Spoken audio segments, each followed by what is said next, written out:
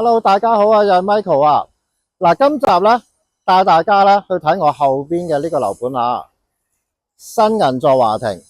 咁咧佢有一個兩房單位嚇，大概63方左右度啦。咁就呢一個兩房單位咧，就比較少係交吉出售㗎嚇。因為咧而家咧新銀座華庭咧，如果你譬如啲兩房咧，普遍咧都係連租約出售多啦。交吉嘅呢一個單位咧，其實近呢2-3個月都開始少咗。普遍都係要連租約一齊賣。咁今次呢個兩房咧就係一個交吉出售嘅單位啦。嗱，擺翻正鏡頭先嚇，就係新銀座華庭。咁啊唔理咁多啦，咁啊而家咧就上去上面睇一睇呢個兩房單位究竟係點嘅環境，好嘛？OK 好，咁我哋轉頭見啦。嗱，而家我就嚟到呢一個新銀座華庭啦嚇。咁啊呢個係嗰個每一層樓嘅 lobby 啦。咁咧嗱，而家咧睇一個兩房。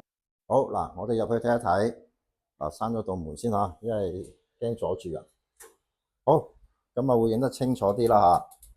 OK，嗱，我哋睇一睇嗱，而家呢個啦就係大門口入嚟啦。咁門口呢度咧就做咗一組度身嘅呢一個鞋櫃噶嚇。嗱，呢個廳嘅最大特點咧就非常之長嘅。咁所以咧呢度擺咗個雪櫃。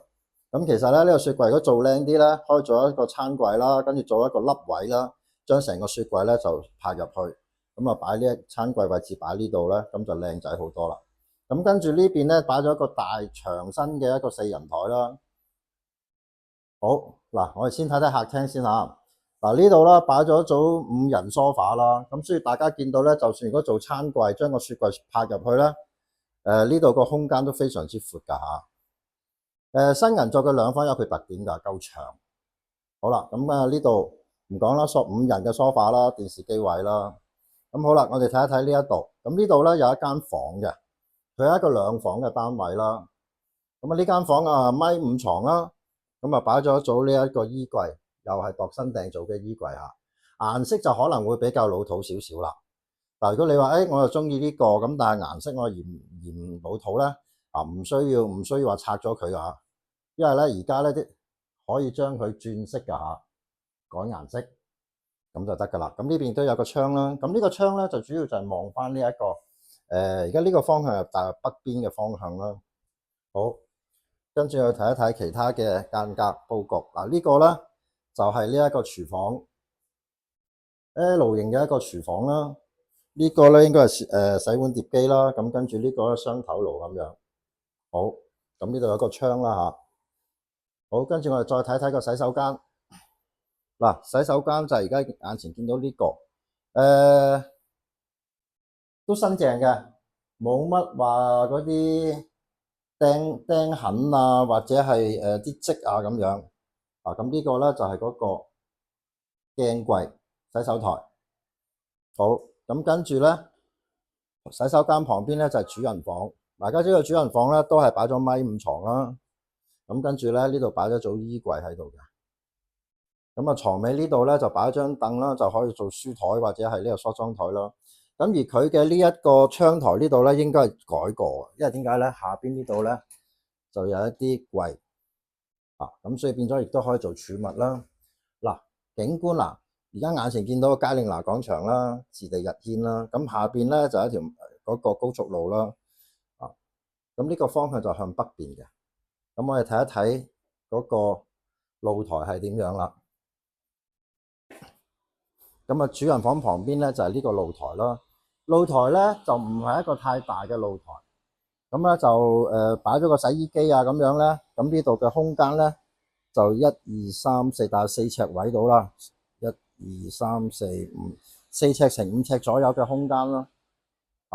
咁就望翻去露台，望翻去咧就係佳令拿啦、置地日軒啦嗰一帶啦，下邊羅湖1號啦。咁啊有一個天橋啦。咁但係咧就我而家入去睇咧，如果佢坐喺度咧，會有啲聲，咁但係咧就唔係話太過大嘅噪音咯。咁但係咧預咗大家噶啦，始終對住馬路咧都會有聲噶啦。咁啊，尤其是喺羅湖啦，寸金尺土嘅地方。OK， 好啦，究竟呢個單位究竟係幾多錢啊？咁樣咧，嗱，而家坐低同大家講啊。好，轉頭見。好啦，咁啊頭先啦睇咗而家呢一個69方嘅呢一個兩房單位啊，嗱，咁啊而家業主叫價幾多錢咧？業主叫價300萬啊，咁啊當然啦係未講價啦。嗱，如果按照呢一個300萬的話咧，咁啊首期咧就45萬啦，咁30年嘅月供咧就係呢一個大概1萬蚊啊，1萬蚊左右。咁如果你講埋價減埋可能嗰個首期啊嗰啲咧，月做其他做按揭咧，應該大概9000蚊啊，9000出頭咁上下到咯。咁就嗱呢間屋咧，而家整體望落去咧，6、7成新度啦，咁就主要咧就嗰個牆身啊，需要去油一油油啦。咁但係跟住我哋睇翻個洗手間啊，同埋廚房啊、地板啊各方面咧，都冇乜特別大嘅，冇啲咩問題啊。咁只不過咧就個顏色啦，可能未必啱個個啦，因為佢係用嗰啲木紋嘅色啦。咁所以變咗嚟講咧，嗱，如果大家譬如買喺呢度咧，咁啊其實咧就翻新工作基本上就唔使點做啦，牆身再油翻油啦。咁睇下啲有啲訂造家具啦，譬如入牆櫃啊，有啲顏色大家啱唔啱大家？如果唔啱的話咧，其實咧而家就可以油嘅。當然可以揾人做啦。咁啊表面咧省咗嗰啲原先嗰個原先嗰啲木紋嗰啲用砂紙去搞啦，跟住咧就。而家有一啲係咁樣嘅專門係油呢一啲翻新家具嘅漆，大家可以去油，咁啊用唔同嘅顏色啦嚇。咁啊當然啦，咁到時如果真係真係需要搞啲話咧，到時可以同我講啦，咁我會幫大家咧揾師傅咧幫大家改色啊、翻新啊咁樣。呢間屋就唔使點樣再大執噶啦。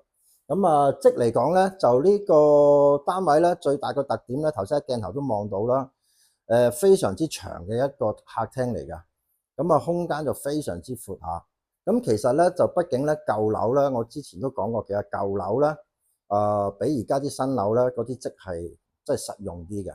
咁啊房間就非常之大啦，咁啊廚房就會細啲嚇。廚房同洗手間相比起咧，就成間屋嗰個比例咧佢就會細啲。咁但係咧亦都唔礙事啦，因為咧廚房可以企2個人同時做嘢啦。咁就主要咧，就將嗰個呢個積咧，就將嗰個空間全部發揮晒喺個廳嗰度比較多啲嘅。咁房間擺1.5米床，再做呢一個大型嘅呢一個衣櫃。咁啊，其中一間房主人房仲可以再床尾再可以擺一張梳妝台啊咁樣。咁所以空間感係夠嘅。入到嚟呢一度咧，大家睇到個積個空間咧係舒服嘅嚇。咁就如果你話唯一問題就係佢係向北邊。咁就下邊咧就係會有條天橋啦，行車嘅天橋啦，咁就可能會比較嘈少少。咁但係而家我坐喺呢一個梳化呢度咧，唔係同而家我喺度講緊嘢啦，咁就出邊啲聲咧就唔係話太過呢一個太過大冇我想象之中咁大。咁同埋呢個畢竟係高層啦，嗰個聲會再細少少嘅。咁啊可以接受啦，我覺得可以接受啦。咁就300萬，當然啦，要同業主講價啦。咁但係應該都係200零萬，大概200到尾啦，我覺得嚇。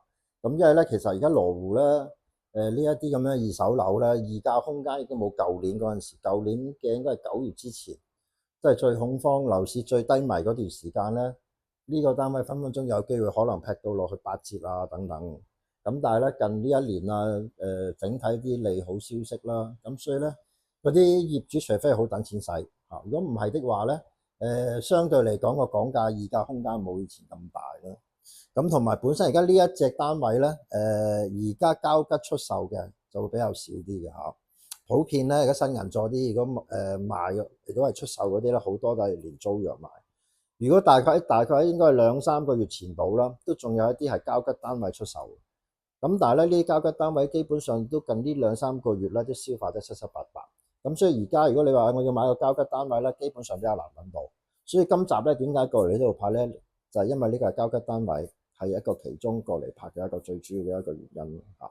嗱，咁啊唔好講太多啦。咁啊，如果大家有興趣的話咧，馬上聯絡我。咁到時咧，我就親自帶大家過嚟呢一邊啦，睇一睇呢度個環境啦，睇睇個格局。如果大家睇啱的話咧，當然啦，我哋要同業主呢一邊去溝通啦，去爭取幫大家咧攞一個好嘅呢一個價錢。OK， 好嗱，咁啊呢集時間到啦，我哋下一集時間再見啦，拜拜。